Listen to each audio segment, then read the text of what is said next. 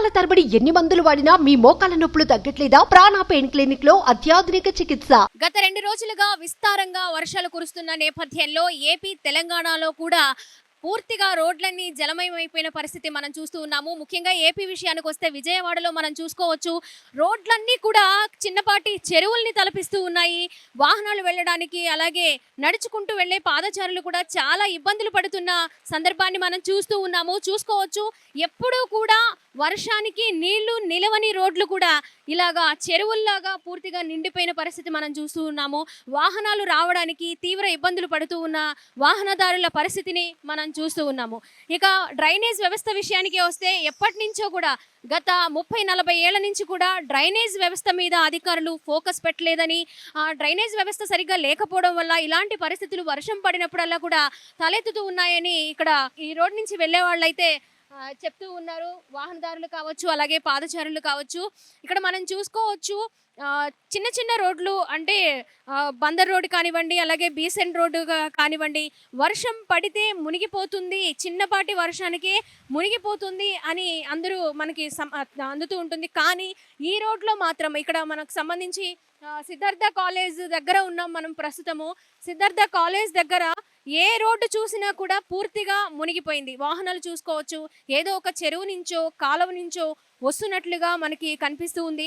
Drainage ఏది, గుంట ఏది, రోడ్లు అస్తవ్యస్తంగా ఉన్న పరిస్థితి మనం చూస్తూ ఉన్నాము.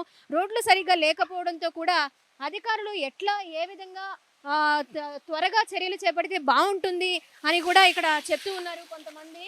సో ఈ నేపథ్యంలో బయటికి రావడానికి కూడా ఆలోచిస్తూ ఉన్నారు. మనం చూసుకోవచ్చు, నేను వెళుతున్నాను, ఇటు రోడ్డు ఎక్కడ ఉంది, డ్రైనేజ్ ఎలా ఉంది అనేది కూడా పూర్తిగా తెలియడం లేదు. నిండిపోయి ఉంది డ్రైనేజ్ వర్షపు నీటితోటి.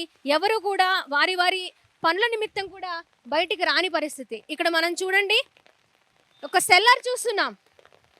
ఇక్కడ మనం ఒక సెల్లార్ చూస్తున్నాము. సెల్లార్లా లేదు, ఒక పెద్ద చెరువులాగా కనిపిస్తూ ఉంది. పూర్తిగా ఆ విధంగా నిండిపోయిందనమాట.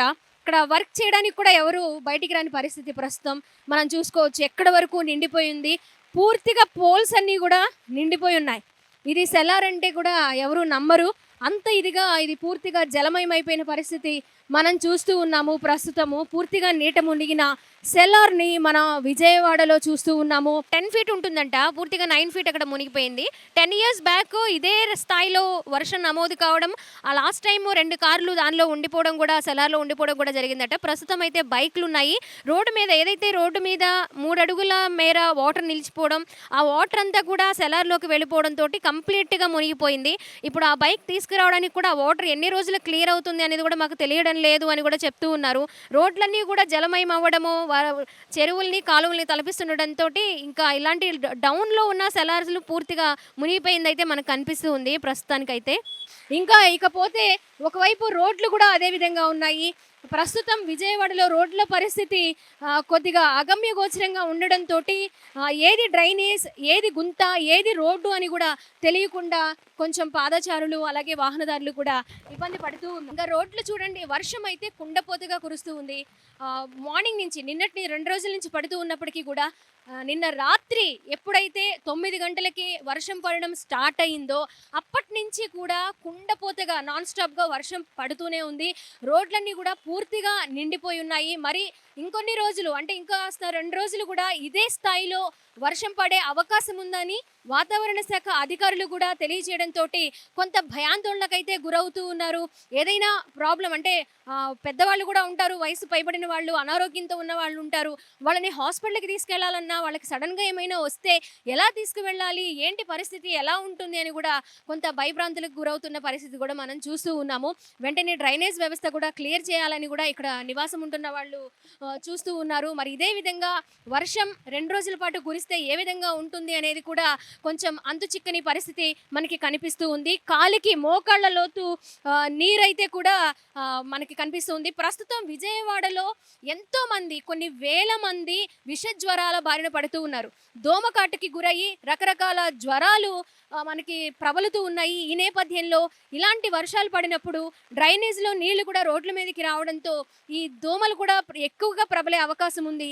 ఎక్కువగా ప్రజలు అనారోగ్యానికి గురయ్యే అవకాశం ఉండడంతో తగు జాగ్రత్తలు కూడా తీసుకోవాలని వైద్య ఆరోగ్య శాఖ అధికారులు అలాగే వాతావరణ శాఖ అధికారులు కూడా మనకి సమాచారం అందిస్తుండడం, జాగ్రత్తలు తీసుకోవాలని తెలియజేయడం కూడా జరుగుతుంది. ప్రస్తుతం విజయవాడలో కుండపోతగా కురుస్తున్న భారీ వర్షానికి సంబంధించిన సమాచారం ఇది.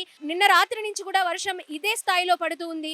మరి నాన్ స్టాప్కి ఇలా పడుతుండటంతో ప్రస్తుతం ఏ రోడ్డు చూసినా కూడా చెరువే, ఏ రోడ్డు చూసినా కూడా కాలువనే తలపిస్తూ ఉంది. ప్రస్తుతం పరిస్థితి ఇలా కనిపిస్తూ ఉంది. రోడ్ల వల్ల మాకు చాలా ఇబ్బందిగా ఉంటుందండి. ఇక్కడ వాటర్ నిలిచిపోయి దోమలు బాగా ఇబ్బంది ఉంది. ఎవ్రీ టైం ఇదే. అది రాత్రి నుంచి పడుతుంది వాన కంటిన్యూస్గా. మేము ఆఫీసు అది దగ్గర ఒక 10 అడుగులు ఉంటుంది. అది వాటర్ మొత్తం మునిగిపోయింది. ఆ వాటర్ మొత్తం ఆఫీసుల్లోకి వచ్చేసి మొత్తం డస్ట్ వచ్చేస్తుంది. ఆ డ్రైనేజ్ కూడా అలా బ్లాక్ అయిపోయి ఉన్నాయి. ఈ దగ్గర 10-15 ఏళ్ళ పైనుంచి ఇదే ప్రాబ్లం మాకు. కొంచెం చూడండి వాటర్ ఎలా పైకి వస్తున్నాయో. ఇప్పుడు రేపటి నుంచి చూస్తే ఇక మొత్తం ఇక్కడ దోమలతో మేము అల్లాడిపోవాలన్నమాట. అంత దారుణంగా ఉండదు పరిస్థితి ఇక్కడ. అలలు వస్తున్నాయి వాటర్ నుంచి. నీళ్ళైతే ఇక్కడ ఉండిపోయి ఉన్నాయి, అంటే నిండిపోయి ఉన్నాయి రోడ్లన్నీ కూడా. కార్లు వెళ్ళడానికి కూడా ఆ వాటర్ లోపలికి వెళ్ళిపోయి మధ్యలో కార్ రిపేర్ అవ్వడం, కార్లు ఆగిపోవడం కూడా మనం చూస్తూ ఉన్నాము. మరి 2 రోజులు కూడా ఇదే స్థాయిలో కంటిన్యూ అయితే గనక మరి అధికారులు ఇంకొంచెం డ్రైనేజ్ వ్యవస్థ మీద దృష్టి సారించాలని కూడా చెప్తూ ఉన్నారు. కెమెరా పర్సన్ కృష్ణతో స్వాతి, సుమన్ టీవీ, విజయవాడ నుంచి.